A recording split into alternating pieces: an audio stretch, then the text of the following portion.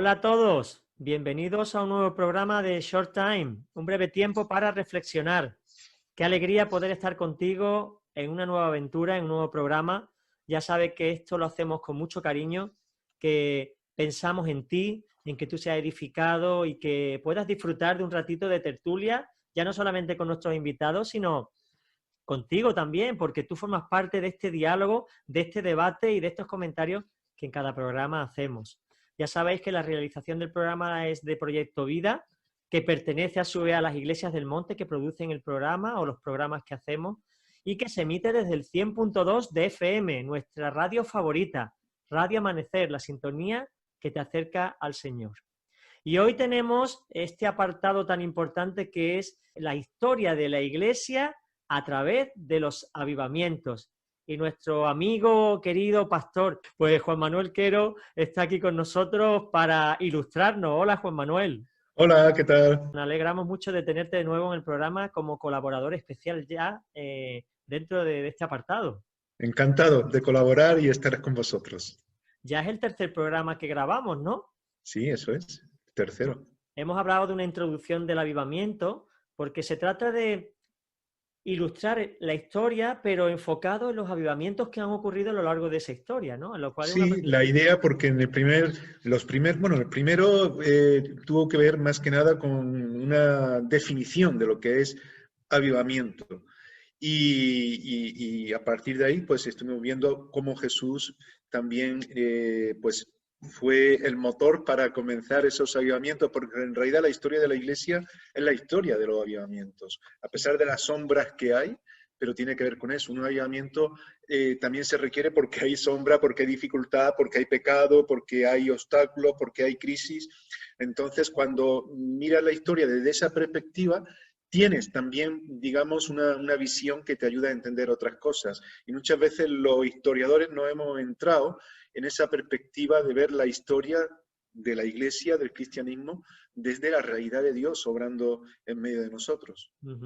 ¿Sabes? Estoy escuchándote y recordando el programa pasado donde hablamos de el periplo de Jesús, estos 3 años que estuvo, donde multitudes le seguían, donde había fervor, pero al final se quedó solo. ¿Son esos falsos avivamientos? Esta pregunta te la hago personalmente. ¿Son falsos avivamientos? Porque allí había 5.000 hombres, sin contar mujeres ni niños. Eso era inmenso lo que Sí, se... no, pero tenemos que recordar una cosa, que un avivamiento no significa a personas que nos estén escuchando. Un avivamiento, escuchando o que podamos reunir en un sitio determinado.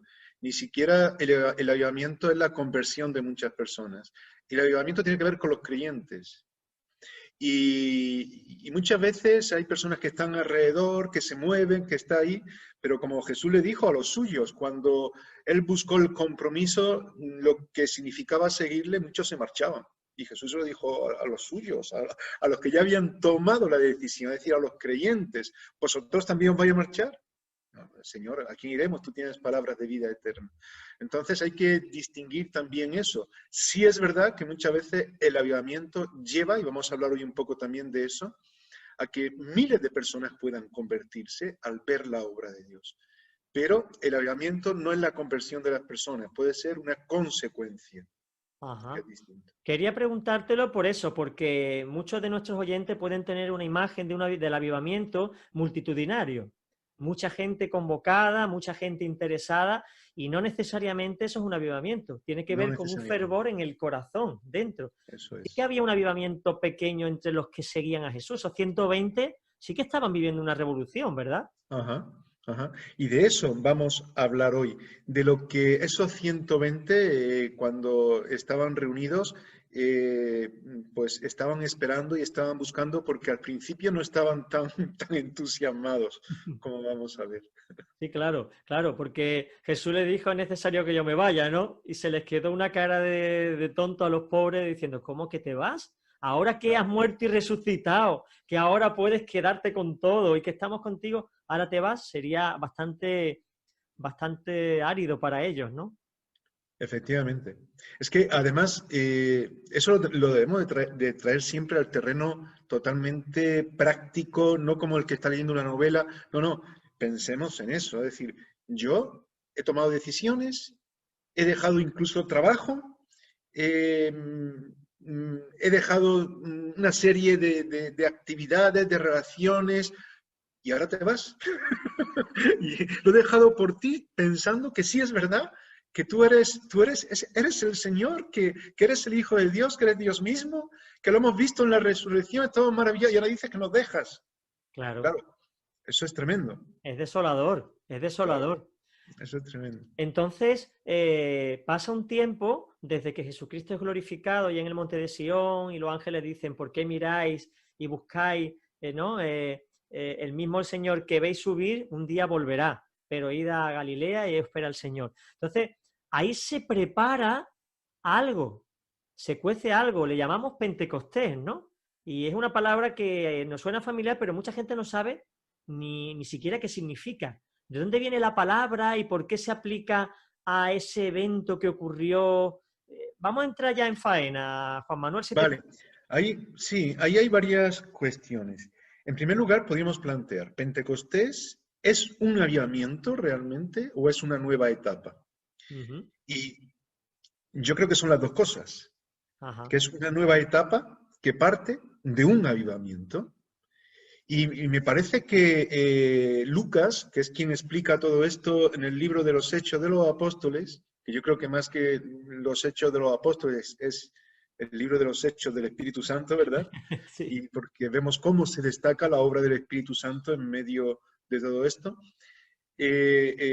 Lucas, a mí me llama mucho la atención la forma en la que él presenta todo esto, porque el Evangelio de Lucas, según se cree, por todo lo que narra el Evangelio, el libro, parte de las buenas nuevas, el libro que podríamos decir que de una forma especial es histórico, escrito por este hombre que fue usado por Dios para ello, que era científico, era médico, y que en realidad lo escribe con una perspectiva muy amplia, porque fíjate que está Pentecostés, pero vamos a tener todos los viajes del apóstol Pablo, vamos a tener todo lo que va ocurriendo. Sí, hay una perspectiva de muchos años. Y de hecho, se cree que se escribió en torno al año 80 después de Cristo.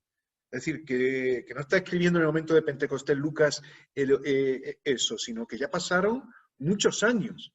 Y hay una perspectiva amplia, de manera que incluso ya el templo no existía.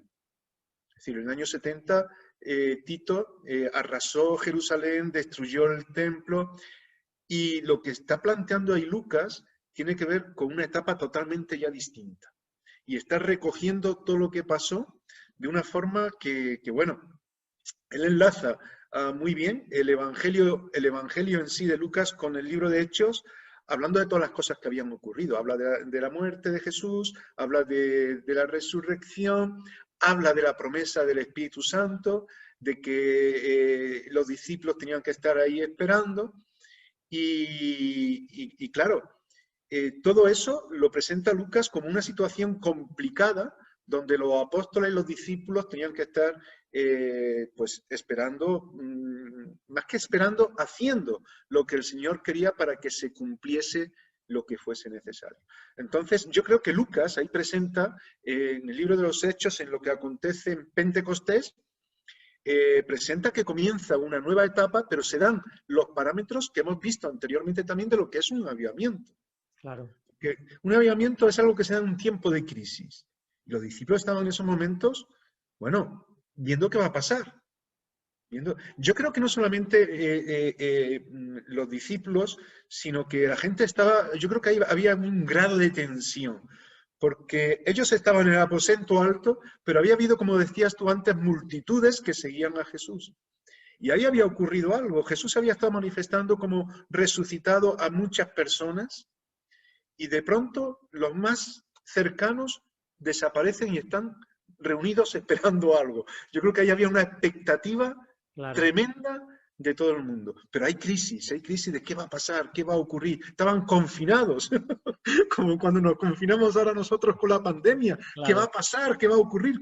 ¿Que se va a quitar esto? ¿Qué oportunidad vamos a tener? Pues ahí estaba. Luego yo creo que también estaba ese sentido de arrepentimiento, de cambio. Acuérdate cuando Jesús es crucificado, En realidad, los discípulos se vuelven a trabajar, como que ya había terminado todo. Y se van a pescar, o vamos a lo nuestro. No, no, es que estamos en el proceso. Ahora ya lo que hacen es esperar en el Señor. No se van a pescar, se van al aposento alto.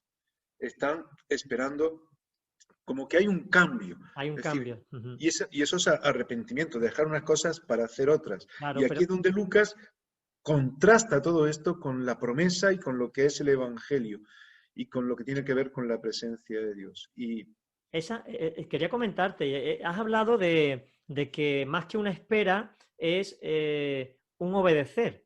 Entonces, realmente es una espera activa. Lo digo porque en muchos cristianos hay una espera pasiva de que esperamos que el Señor se manifieste de una manera sorprendente, de que los milagros aparezcan, y hay una espera activa como latente, un letargo, y eso jamás producirá nada. Si queremos un avivamiento, tiene que empezar, como bien has dicho, en nuestro corazón, y porque hay un anhelo, unas expectativas, un clamor. Ahí estaban los apóstoles orando juntos, unánimes. Entonces, eso estaba provocando que cuando el Señor fuera a venir, o el Espíritu Santo, el ambiente fuera el propicio. Y eso es lo que tenemos que provocar en este tiempo, ¿no crees, Juan Manuel? yo creo que sí, pero porque fíjate que los apóstoles, los discípulos, estaban esperando que se cumpliera la promesa de la venida del Espíritu Santo. Nosotros también estamos esperando ahora que se cumpla la promesa de la segunda venida de Jesús. Amén. Amén. Y eso, efectivamente, es una espera que en Apocalipsis nos hace ver que debe ser una espera anhelante. Señor Jesús, ven pronto, sí, ven, dice la iglesia, ¿no? Y así se expresa en el libro de Apocalipsis. Pero eso es una espera activa, como bien dices. Una espera que nos lleva a hacer la voluntad de Dios durante ese tiempo para que Jesús venga. Porque algunos incluso dicen, no, pero es que Jesús tarda mucho en venir y no viene, tal. ¿Y qué nos dice el apóstol Pedro? Que el Señor no retarda su promesa, su venida, como algunos la tienen por tardanza, sino que está esperando que muchos procedan al arrepentimiento. Y ahí entra la iglesia, compartiendo la palabra en esa espera activa. Y sí es verdad que en el tiempo de Pentecostés la promesa era muy clara.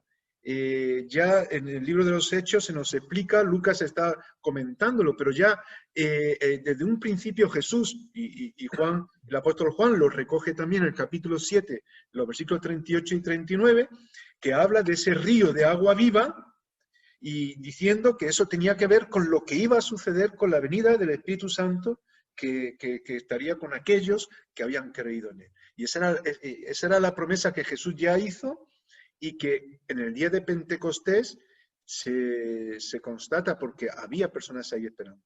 Quizás, bueno, Qué bueno. preguntabas antes lo del nombre de Pentecostés. Sí, porque algunos dicen, bueno, Pentecostés, ¿y por qué Pentecostés, no? Y como de verdad que tenemos ese anhelo de la venida de Cristo, yo cuando escucho la venida de Cristo, algo sube por el pecho y dice, es que ya mismo viene, es que todo cambia, el paradigma cambia. Bueno, saltando esto, que es que quería expresarlo, sí que es verdad que hay muchos cristianos que tienen ignorancia sobre el nombre. Pentecostés, ¿de dónde viene? ¿Qué significa? ¿Por qué se aplica a ese día? ¿Qué antecedentes hay al respecto? ¿Puede explicarnos un poquito el origen de esta palabra? Sí, Pentecostés, que se suele relacionar hoy día con las iglesias pentecostales, muchas veces no se entiende el trasfondo. Y significa, como la misma palabra dice, 50. Pentecostés significa 50. Y en realidad era una fiesta agrícola que se celebraba por el pueblo de Israel y que se explica en el Antiguo Testamento. Pero es interesante que algunos incluso hablan de esta fiesta como una fiesta que era de alguna forma como de dejar constancia de la identidad del pueblo de Dios. Y se ha celebrado, según algunos historiadores que se han ocupado de los siglos antes de que Jesús viniera, se dieron cuenta del énfasis que se hacía, porque parecía que en ese tiempo, entre el Antiguo y el Nuevo Testamento, la historia de Israel era una historia en la que estaba muy mezclada, parecía perderse su identidad y Pentecostés fue la fiesta que daba esa identidad de una manera especial. Porque cuando salió el pueblo de Israel de Egipto, que es acuérdate, con la Pascua, lo de los primogénitos, que es una de las fiestas más importantes para el pueblo. La fiesta de la Pascua, que significa la liberación, lo que tiene que ver con ese sacrificio.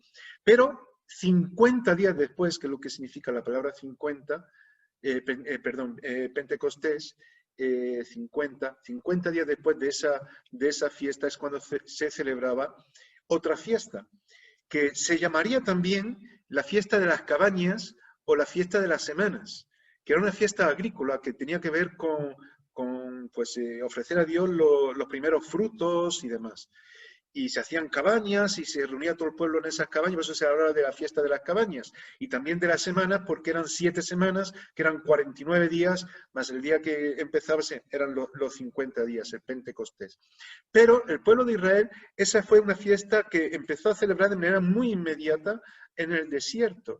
Y especialmente se recuerda en esa fiesta cuando también recibieron las leyes, los 10 mandamientos, y el pueblo comenzó a tomar compromiso y a darle gratitud a Dios por guiarle. En fin, hay una serie de temas ahí muy, muy interesantes que forman parte de ese Pentecostés, de esa fiesta. Pero de forma general, Pentecostés se entiende en el Antiguo Testamento como una fiesta agrícola de agradecimiento a Dios, aunque algunos, como digo, algunos historiadores hacen hincapié de que tiene que ver mucho con la identidad del pueblo, pero es una fiesta agrícola de gratitud a Dios por el fruto que surgía de toda la siembra y todo eso. Y claro, es muy interesante porque en el día de Pentecostés, cuando los discípulos están esperando en esa fiesta, que habían venido personas de muchos sitios, porque era la costumbre, a Jerusalén, para dar gracias por los frutos y demás, por esa cosecha, venía otro fruto, que era el fruto del Espíritu Santo, que era la venida del Espíritu Santo con todo lo que se iba a crear ahí. Y claro, ese Pentecostés agrícola se iba a convertir en un Pentecostés que incluso hay algunos historiadores de la Iglesia que lo marcan como una etapa especial de la Iglesia. Hablan de la etapa pentecostal, porque empieza una etapa a partir de ahí totalmente nueva, que como decía antes, yo creo que tiene que ver también con ese avivamiento que se da con los suyos. Entonces, una pregunta, Juan Manuel. Estamos hablando de 50 días desde que el pueblo sale de Egipto, es decir, se celebra la Pascua por la noche, al día siguiente salen, y ahí los 50 días sube Moisés al Sinaí, y allí Dios les da las tablas de la ley, como que de alguna forma se instaura el reino de Israel, ¿no? Porque le da como un código moral. Bueno, Sí, y además es muy interesante si leemos en Éxodo, en el capítulo 19, 16 al 18, que es donde está toda esa parte que tiene que ver con los 10 mandamientos. Capítulo 20 se habla de los 10 mandamientos en sí, de todo lo que está ocurriendo en torno a todo eso. Ocurre algo muy parecido a lo que ocurre el día de Pentecostés, que hay como un temblor, hay un estruendo, ocurren una serie de cosas que evidencian que Dios está ahí, que está ocurriendo algo, está habiendo un encuentro con Dios. Y como decía el pastor Rick Warren, cuando uno está en la presencia de Dios, ocurre algo. Y tendríamos que estar acostumbrados a estar en la presencia de Dios, pero cuando hay problemas y hay dificultades y Dios se hace presente de una forma notoria, ahí es donde empieza un avivamiento que dependiendo de la circunstancia y de lo que se esté dando, puede ser un avivamiento muy notorio, de manera que la historia lo recoja, como es el caso que estamos ahora tratando de Pentecostés. Entonces, si estamos hablando de 50 días, en el Nuevo Testamento empieza a contar desde la muerte de Cristo. O sea, muere Cristo y empieza a contar el reloj, ¿no? Y 50... Efectivamente, porque Jesús muere como aquel cordero que era sacrificado el día de la Pascua. Efectivamente. Y recordamos ese tiempo que solemos llamar de la pasión, cuando Jesús se reúne con los suyos un jueves,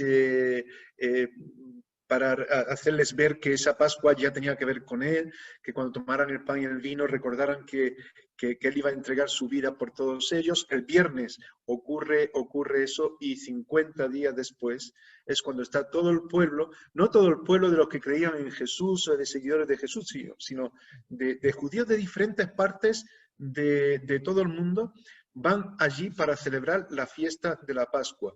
Pero eso no era casualidad.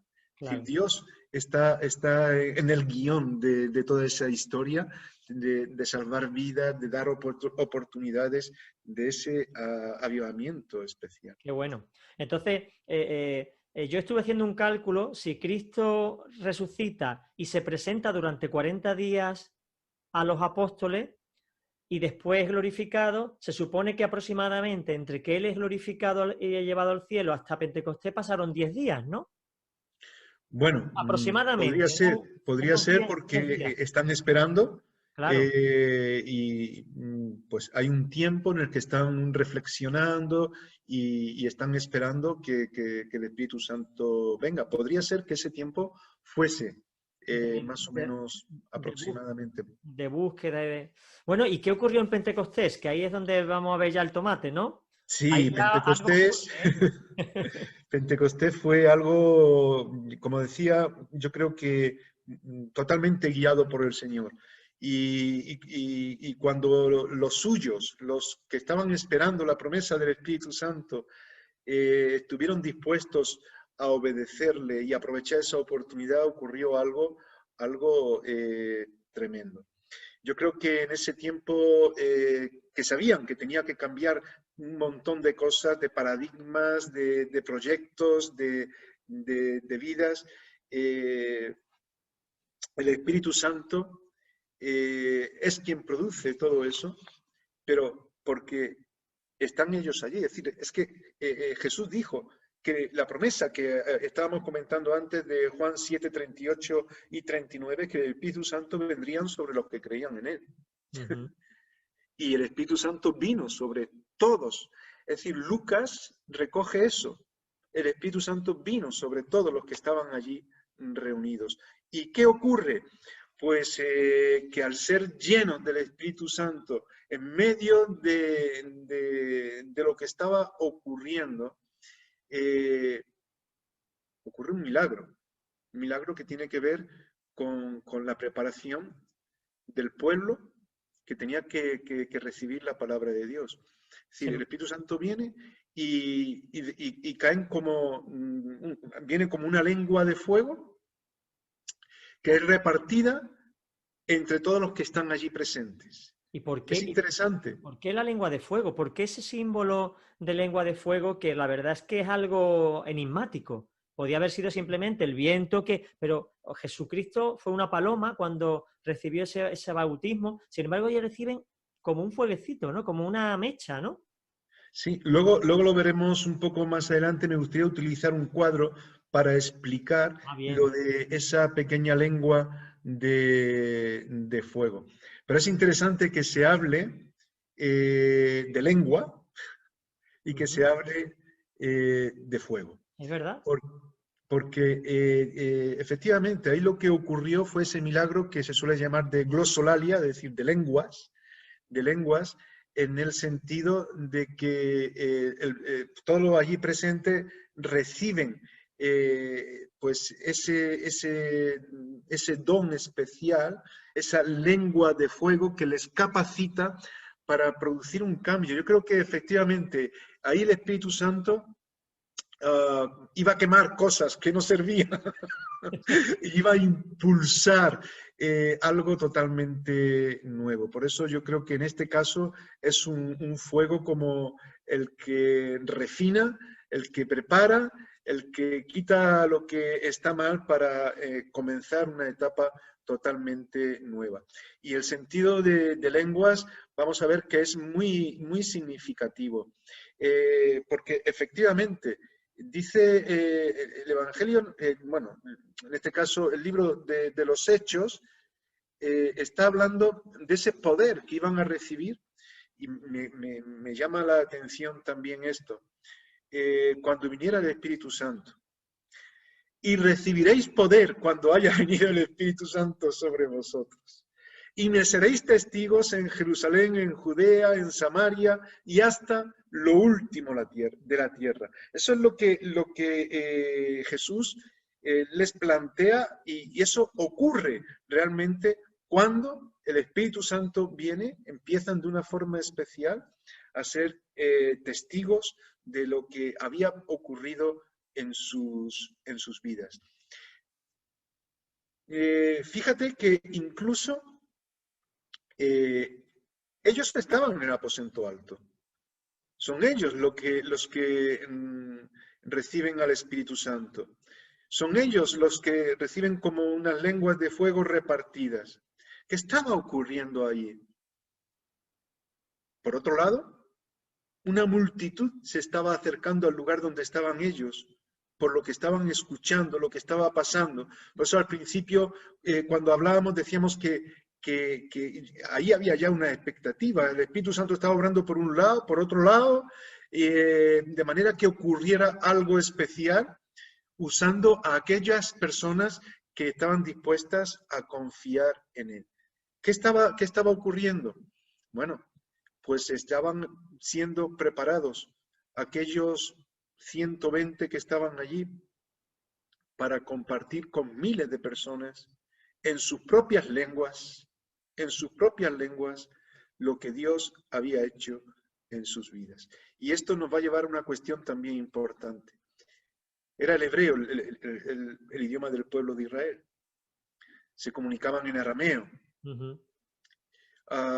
Pero tenía una nota sagrada. Era el idioma del pueblo. Pero a partir de ahí, las cosas van a cambiar.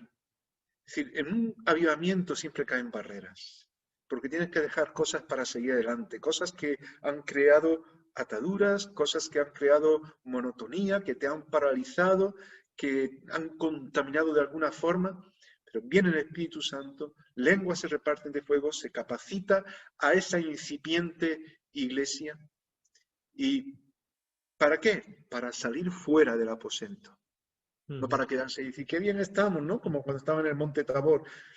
Señor, vamos a hacer aquí una enramada y nos quedamos aquí tan a gusto. O sea que, entre comillas, el avivamiento para algunos es un problema, porque te rompe moldes, odres viejos que ya están obsoletos, y necesitamos odres nuevos para el vino nuevo. Y ese era el gran problema de los fariseos, el gran problema de muchos religiosos, que no terminaban de entender que ese modelo estaba caduco y que el Señor estaba llevándonos a algo más. Yo te digo una cosa, yo cada vez estoy más consciente de que aun la Biblia es la revelación de Dios, pero la revelación incluso dentro de la Biblia es progresiva. Porque el mismo David no sabía qué había después, ni Salomón, pero nosotros sí lo sabemos.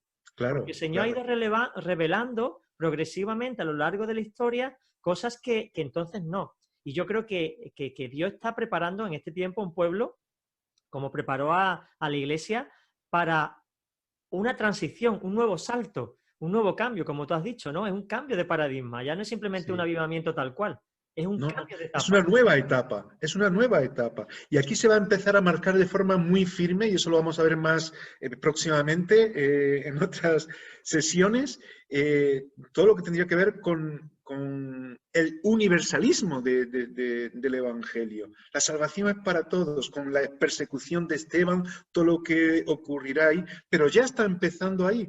Ya no es el hebreo. Empiezan a hablar cada uno en idiomas diferentes, y ahí se citan todas las naciones que había, una por una. Y había un montón de nacionalidades y todos estaban escuchando en su propio idioma. Es decir, el Evangelio es para todos, y eso es un cambio de paradigma absoluto. No es para un pueblo nada más, no es un idioma. Tenemos que estar dispuestos a utilizar todos los códigos necesarios para llegar a todo el mundo. Y eso es lo que se estaba preparando, se estaba cociendo en esa nueva etapa que surge de un avivamiento, de ser confrontados con la palabra de Dios y decir, no, es que nosotros no somos el ombligo del mundo, es que Dios quiere usarnos para llegar a otras muchas personas, vamos a ver qué pasa, confiamos en Dios, vamos a estar aquí orando, ¡pum!, viene el Espíritu Santo, son capacitados, no sabían muy bien para qué, pero sabían que tenían que salir fuera, salen fuera y se encuentran a miles de personas expectantes de diferentes lugares, empiezan a predicar el Evangelio y ahí está la obra del Espíritu Santo, todos escuchando en su propio idioma. Algunos decían, están ebrios, lo que suele ocurrir muchas veces cuando la gente no creyente ve cosas así, porque claro, para la gente no creyente el Evangelio es locura. Pero cuando empieza el apóstol Pedro a explicar, no estamos ebrios, el Espíritu de Dios ha venido sobre nosotros. Y empieza a explicar el significado de lo que significaba ser pueblo de Dios. ¡Wow! Claro, ahí cuando se convierten miles de personas, pero todo eso surge de unas pequeñas llamas que capacitan a hijos de Dios que están dispuestos, como dices tú, a romper, pues a veces cosas que no nos gustan, pero que son una limitación que Dios no quiere que forme parte de nosotros. Y fíjate la obra de Dios, qué estratégica, que es, cómo tiene en cuenta todo. Nosotros efectivamente, como decías tú, no podemos verlo todo. Lámpara a mis pies la palabra y a mis pies vamos avanzando y luego alumbra el camino. Pero es que donde ocurre todo esto, en Jerusalén, pues algunos dicen, es un sitio muy pequeñito, allí en el rincón del mundo. No, está en el centro del mundo. Es en un pasillo donde precisamente se encuentran los 3 continentes más importantes de la época. África, Asia y Europa. Y ahí en medio está. Y en ese pasillo empieza a pasar el Evangelio a los 3 continentes. A través de todas esas personas que formarán parte de la iglesia de Jerusalén, pero que muchos marcharán compartiendo también el Evangelio y a raíz de las persecuciones que habría después. La obra de Dios fue tremenda, ¿no? A partir de ese avivamiento, wow, increíble. Qué interesante la situación geopolítica o geosocial de Israel. Porque yo también me planteo algunas veces, bueno, si es que además está en un sitio raro y encima está desértico. Yo digo, Señor, habrá sitios bonitos en la tierra, pero ¿qué va? El Señor sabe muy bien. Me recuerda como el tabernáculo de reunión, donde Dios dijo que construyeran el tabernáculo. El suelo era tierra. No había suelo en el tabernáculo original. Y como Dios quería decir que vuestra mirada esté en el cielo, donde estaban los querumines, las columnas, todo, porque lo que hay en la tierra no es digno de mirar. Y Dios, es feo. De alguna manera, estaba diciendo, este es desértico, pero mirad cielo porque yo soy vuestra vid, yo soy vuestro río de agua viva. Bueno, explícanos, Juan Manuel, que me ha quedado la duda. ¿Por qué lenguas de fuego? Tú tenías ahí una ilustración que querías mostrarnos.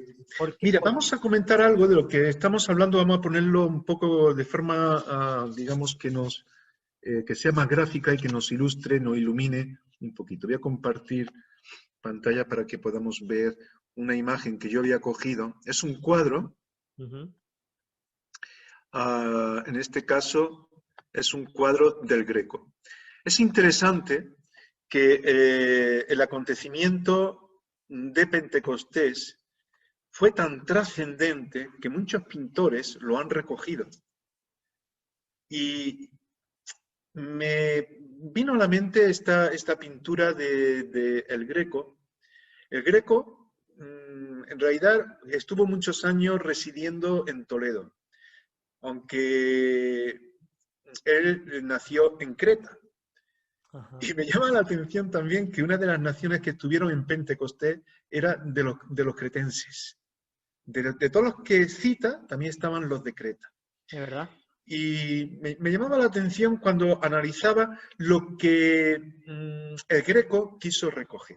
Sí es verdad que el Greco era un pintor contratado por muchos para hacer oposición al protestantismo. Estamos hablando de finales del siglo XVI, 1590, 1580 y tantos, y este cuadro pues se pinta entre 1597 al 1600, ya entrando al XVII, al siglo XVII. Y Toledo era la archidiócesis desde donde se impulsaba la contrarreforma, es decir, para que se parase todo el movimiento evangélico de aquel tiempo, y se pedía a los pintores que incluso representaran temas que ayudasen a eso.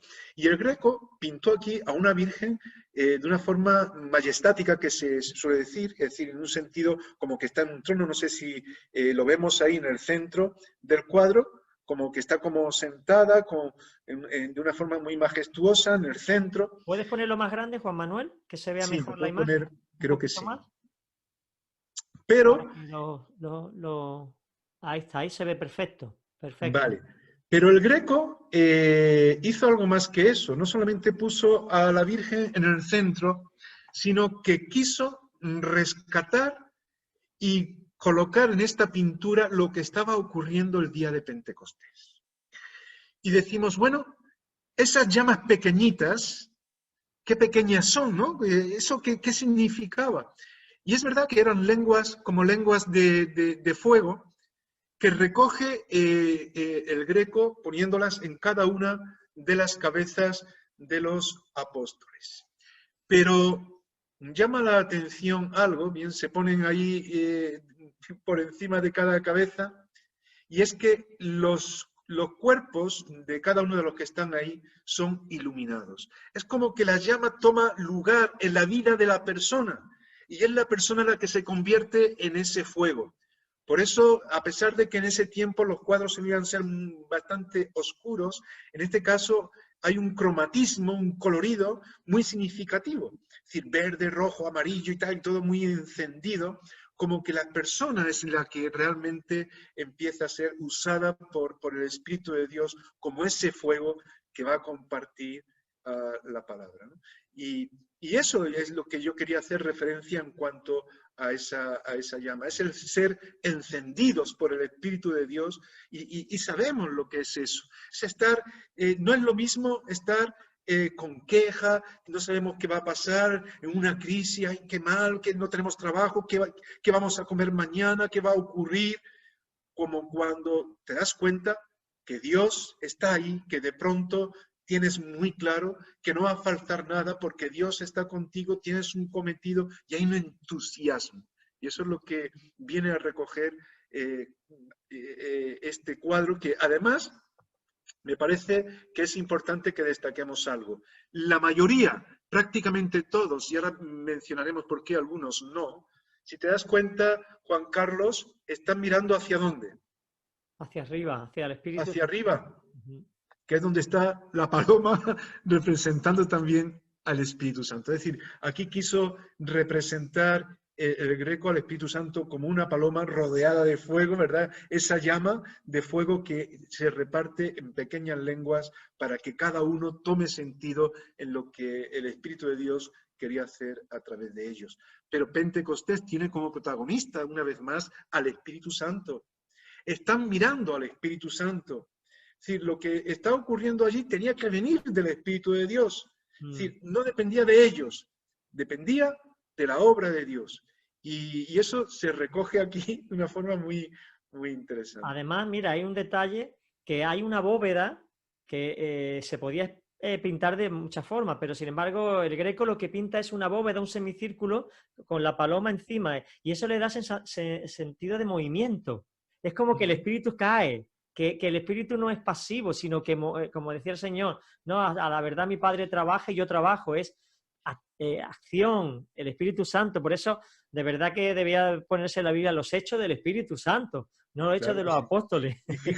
Y fíjate que todos están, en ese sentido, están adorando a Dios, están con las manos alzadas, están en ese sentido de expectación, tú nos tienes que, están adorando a Dios. Es Y el cuando corazón. adoramos a Dios, sabiendo que Él tiene lo mejor siempre para nosotros, ahí ocurre algo. Me llama también la atención algo, la pintura del Greco es muy personal, cuando los comentaristas de arte empiezan a estudiarla, pues siempre dicen que es muy personal, porque hablan de que entra en una etapa de barroco, por otro lado hablan de un manierismo que tiene que ver con movimientos retorcidos. Yo me acuerdo cuando estudiaba historia del arte que pensábamos un poco en todas estas cosas, y yo como creyente me paraba en algunas cuestiones y quería ver lo que también podía existir ahí de evangelio cuando hablamos de pinturas cristianas. Y me llama la atención algo. Fíjate, Juan Carlos, que todos, en ese sentido de movimiento, no de estático, no estático, sino dinamismo, con ese fuego, con esa luz, todos, y eso tiene un nombre también en el arte que representa el Greco, todos están al mismo nivel. No hay uno más alto que otro. En cuanto a los que están al frente, si pasas una línea, prácticamente todos están iguales. Se supone que unos son más altos, otros más bajos, pero todos están al mismo nivel. Incluso la misma Virgen, aunque se haya puesto más grande en ese sentido de contrarreforma, están todos al mismo nivel. Y es que el día de Pentecostés, allí ni el apóstol Pedro, aunque luego predicara él, ni Tomás, ni Andrés, ni Santiago, no había alguien que fuese más que otro. Todos tenían el mismo nivel de importancia. Sobre todos vino el Espíritu Santo. Sobre todos vino la lengua de fuego. Todos tenían que compartir el Evangelio con miles de personas. No solamente Pedro allí explicando, sino que todos estaban compartiendo. Y eso es algo muy importante. En arte, ese sentido de igualdad se le llama isocefalia, es decir, todas las cabezas al mismo nivel. Pero en cristiano, en cristiano, yo me tomo la licencia para decir eso significa que no somos unos más que otros. Que ahí el protagonista, como en la iglesia, tiene que ser para que haya avivamiento y haya vida y Dios nos use, tiene que ser Dios. Tiene que ser el Espíritu de Dios en medio de nosotros.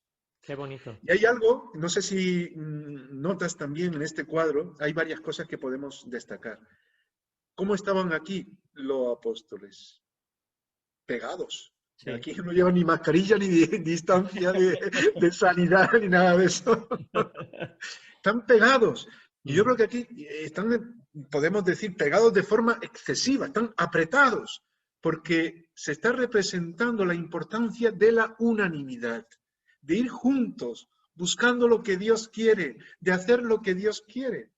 Me llama también la atención, eso es algo que dice Lucas en el libro de los Hechos, que allí había 120 personas, pero que estaban hombres y mujeres. Habla de los apóstoles, de la familia de Jesús, de la madre, dice, pero también están las mujeres. Y en la obra de Dios, las mujeres son tan importantes como los hombres. Amén. Amén. Y ahí están también representadas. Y por último, porque yo creo que se nos va ya el tiempo. Sí, ya el tiempo corre.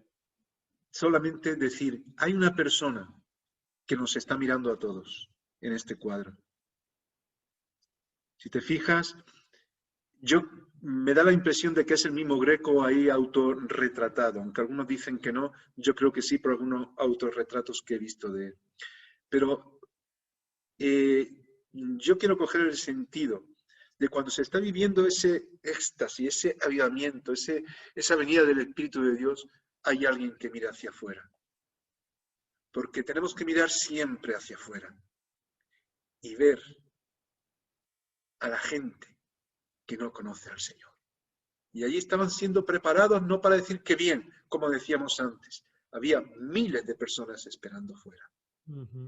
Y el avivamiento no es simplemente para decir que bien, que sí que bien, pero ya estaremos con el Señor definitivamente, pero el avivamiento es para ser capacitados, para hacer la obra de Dios.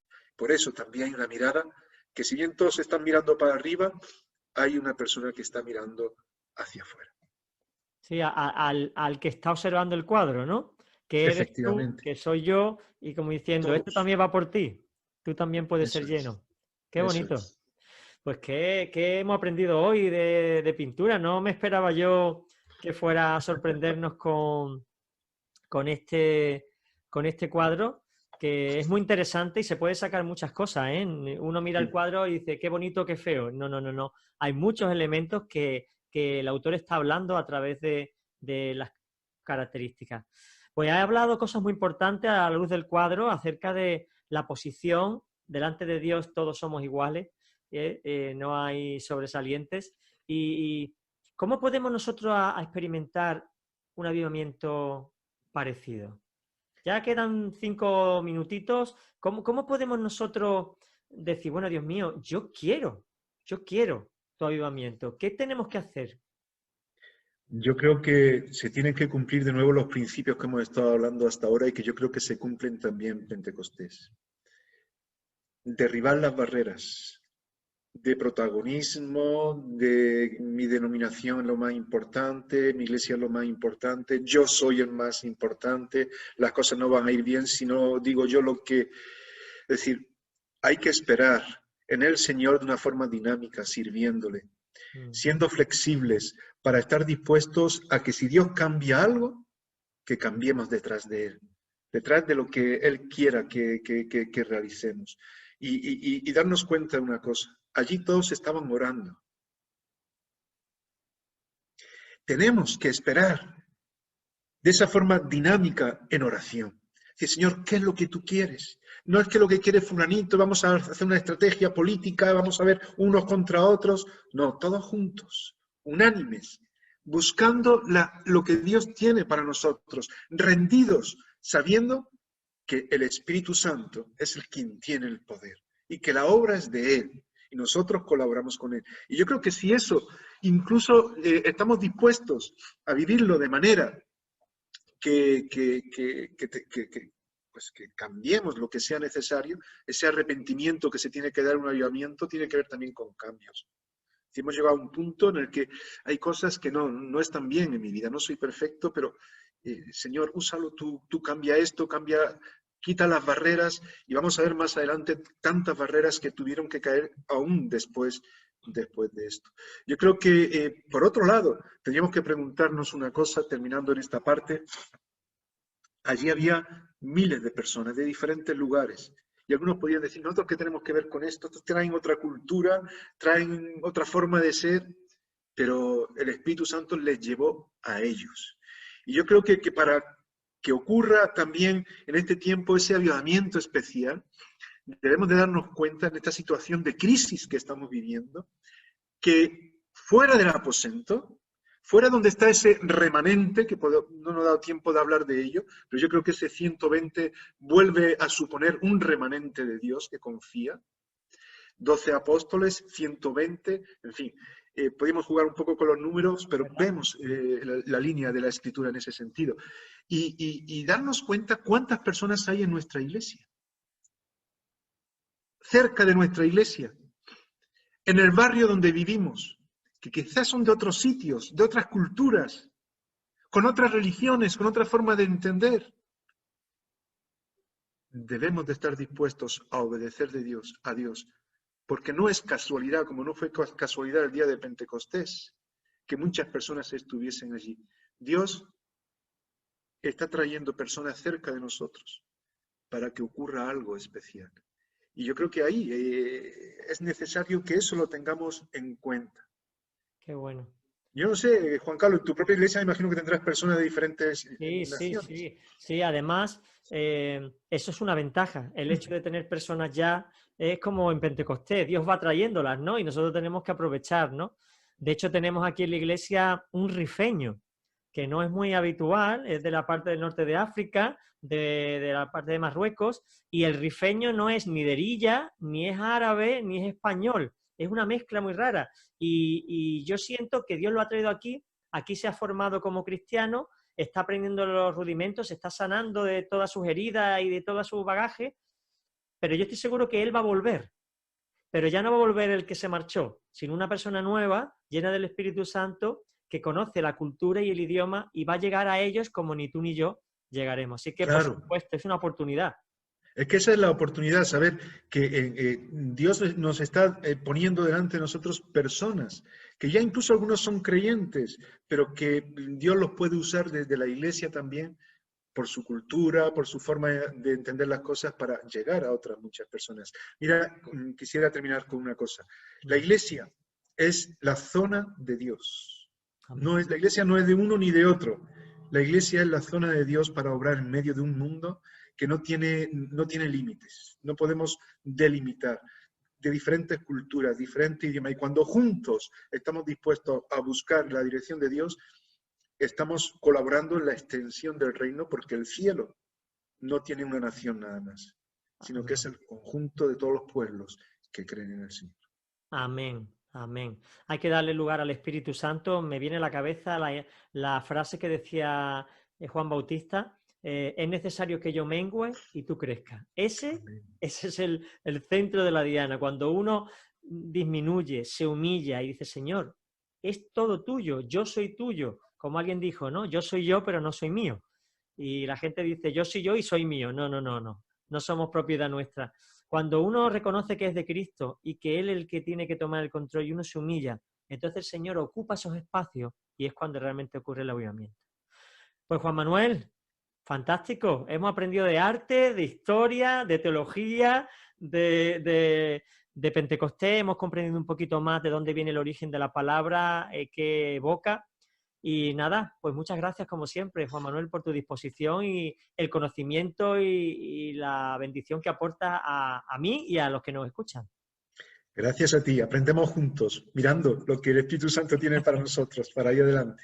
Amén, pues nos vemos en el próximo programa, ¿vale? Que seguiremos hablando de avivamiento. Ya Él nos tiene preparado qué etapa en la historia de la Iglesia vamos a tratar, porque estamos ahora mismo en el comienzo, pero la historia tiene 2000 años de momento y ahí se han producido muchas cosas interesantes en el camino.